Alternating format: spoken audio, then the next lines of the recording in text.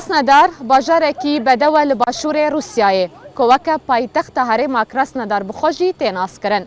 Beriya 228 salan ji bo berevanîkirin li başûrê Rûsyayê hatiye avakirin. Helbet niha ji bajarekî ku bo şer û berevanîkirinê niha dîmenên xemilandî û yê geştyariyê zêdetir li wî bajarî tê dîtin. Xelk ji netewe û grûpên cuda li Krasnodarê dijîn. Ji wan jî Kurd, hejmara Kurdan li wir zêde ye. Li gel mibin ji bo ku em bi hev re dîmenê bedew û ciwan yê wê navçeyê bibînin. Krasnodar yek ji bajarên mezinên li başûrê Rûsya û li bakurê Kafkasyayê ye ku dikeve 1350 kilometr ber bi başûrê Moskowayê ve. Durahiya bajêr ji deryaya Reş 120, ji deryaya Azovê jî 105 kilometre. Bajarê Krasnodar navenda rêveberiyê herêma Krasnodarê ye ku her wiha di dîrokê de weke Kuban jê tê naskirin. Bi avayekî nefermî pir caran jêra paytextê başûrê ya Rûsyayê jê tê gotin.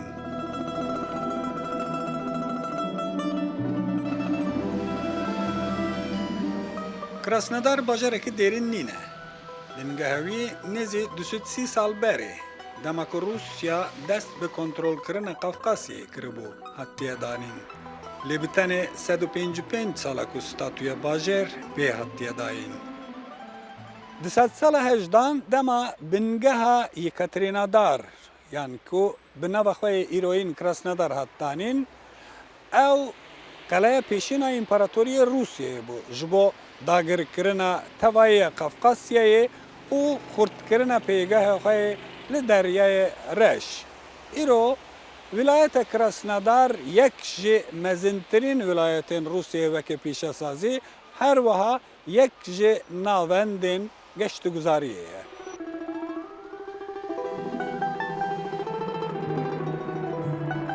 Geştguzarî li herêma Krasnodarê geştdar e ji ber av hewaya wê ya nerm û nêzîkbûna wê ya deryayan. Ji xwe ciyên geştguzarî zêdetir li peravên deryayê ne. Li di werza zivistanê de hejmara geştyaran li bajarê Krasnodar bi xwe jê kêm nîne. Ez ji dil û can hez ji Krasnodarê dikim. Salên min yên xwendekariyê li vê derê min derbas kirin. Her seredaneke ez bi wê derê dikim, kêfxweşim. Her car ku bi dilşadî ez dibînim ev bajar diguhore her ku diçe ciwantir dibe. Ev parka ku em nihalêne jî cihekê yanî bêhempa ye. Çi zivistan, çi havîn, dilê mirov rehet dibe ku dikare li cihekê bi vî awayî li dunyayê hebe mirov dikare lê seyranê bike, seredana vî cihî bike. Bi rastî gelek cihekê ciwan e. û gelek jî ez jî hez dikim.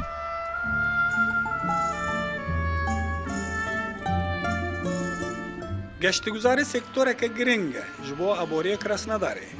Pîşka vê sektorê di dahata herêmê de nêzî 20% ye. Lê li tewaya Rûsyê ev rêje bi tenê 1.3% ye. Hejmareke mezin şeniyên Sibîrya û rojhilata dûr a Rûsyayê ku zivistan e lê germahiya hewayê dikeve 5 pille bin sifrê çêtir dibînin ku zivistanê li Krasnodarê bimînin. Li vir zarok kêm nexweş dikevin. Li Sîbîryayê ku em berê lê dijiyan, zarokê me bi berdewamî nexweş dibûn. Her tim diguxiyan. Lê li vî bajarî zarokê me heme bêje nexweş nakevin. Nayê bîra min ku kurê min ji ber nexweşiyê neçû be mektebê. Ji xwe ji bo tendurustiya zarokê xwe em hatine vî bajarê.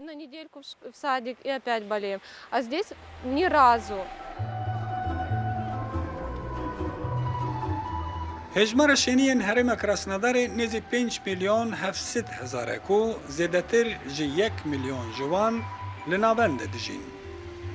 Pêkhateya etnîkê herêm jî pir rengareng e.